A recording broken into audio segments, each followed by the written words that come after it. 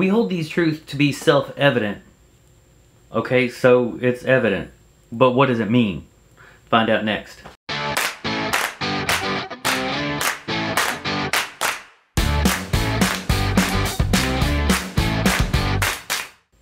Welcome to Learning Stuff with Sprayberry, where we make social studies fun, easy, and educational. Thanks for joining me today. Today we're going to take a look at the Declaration of Independence a lot more up close than you probably have ever looked at it. We're going to look at the 6 parts of it, what they mean. To start with, the Declaration of Independence is essentially a breakup letter between the colonies and England. 'Cause breaking up is hard to do. But it's not your normal breakup letter with the, it's not you, it's me, it's pretty much all you.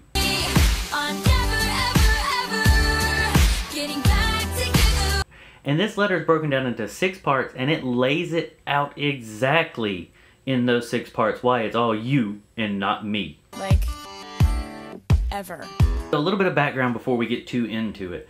The colonies have been trying to peacefully solve things with King George for a little while. We've sent petitions to him that have come back unanswered, or the answers we got showed up in the form of more troops telling us what to do. We decided the only option was to cut ties officially. The Continental Congress met and voted to cut ties with England, to declare ourselves independent and free. I-N-D-E-P-E-N-D-E-N-T, do you know what that means? From England's rule. John Adams pushed to have Thomas Jefferson be the one who wrote the Declaration of Independence.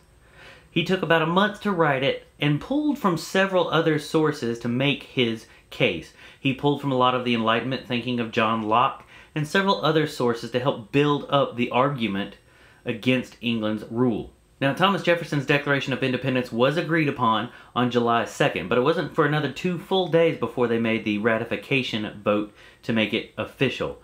July 4th, 1776, we declared our independence from England. Cue the fireworks. The 4th of July, 'cause baby, you're a firework. And the hot dogs. And the baseball? Whatever. Let's get back to the actual document. Like I said, it's 6 parts. Introduction, preamble, indictment, denunciation, conclusion, and the signatures. We're going to run through it in this order to make it easy for you to understand. So your introduction states that it's natural for people to drift apart as one grows older. Just like parents have to drift apart away from their kids and let them stand on their own, the colonies are saying kind of the same thing. We've grown too big for England to handle.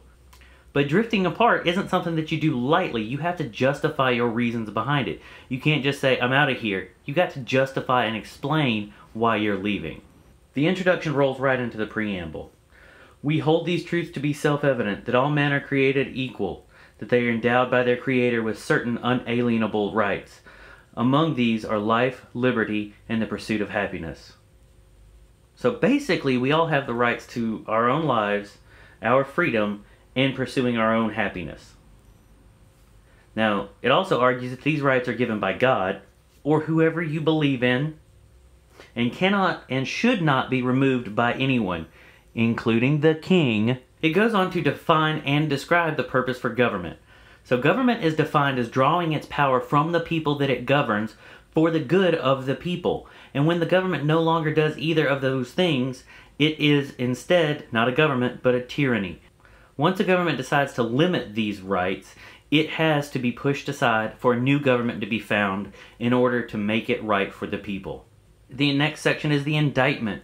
So after we've defined the purpose of government and explained what a government should do and what it should not do, we're now going to list all the things that King George has done to hurt the colonists. In other words, how he's violated the definition of a government. Now, I'm not going to go through all of them because there are so many and you would zone out like that. So instead, I'm kind of going to group them together and lump some of them together to make it move a little bit faster. So the first thing, the king has refused to pass laws that his people need. They actually go into this in 4 different subsets of indictments on how he's refused to pass laws to help people.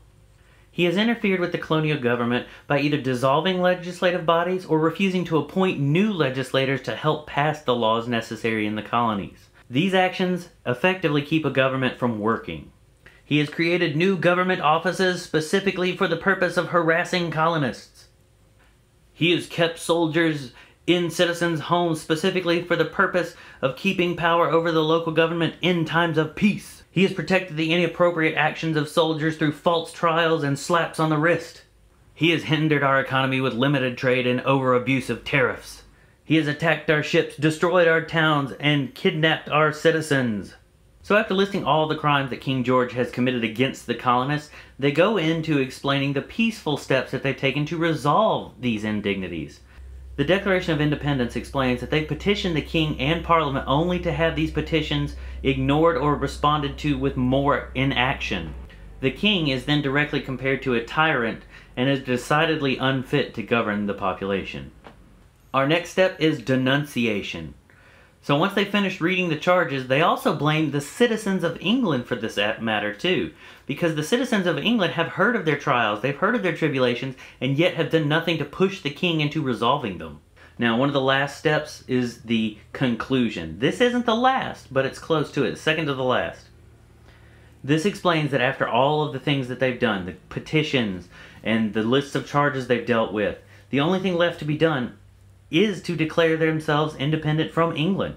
Now that you're here, boy, all I want is just a chance to say, hey, get out right now. It's the end of you and me. It's too late now. I can't wait for you to be gone. The colonists feel that their actions are justified and right because of the numerous peaceful attempts that they've made to resolve the problems. The last section is the signatures. The Declaration of Independence is signed by the 56 delegates to the Continental Congress, the largest of which is John Hancock, who reportedly signed it so large because he wanted the king to be able to see it without even having to put on his glasses. That's a big old middle finger to the king. So what do you think? Does the Declaration of Independence give a just, reasonable explanation for why they wanted to break off? Or should the colonists have gone further in their peaceful attempts before deciding that it was all-out war? Let me know down in the comments below. If you liked this video and you found it educational or entertaining, give me a thumbs up. If you want to see more videos like this, click subscribe. Make sure you click that little bell so that you get notified when a new video drops. I post new videos every Monday. Thanks for joining Learning with Sprayberry, where we try to make social studies fun, easy, and educational. Thanks.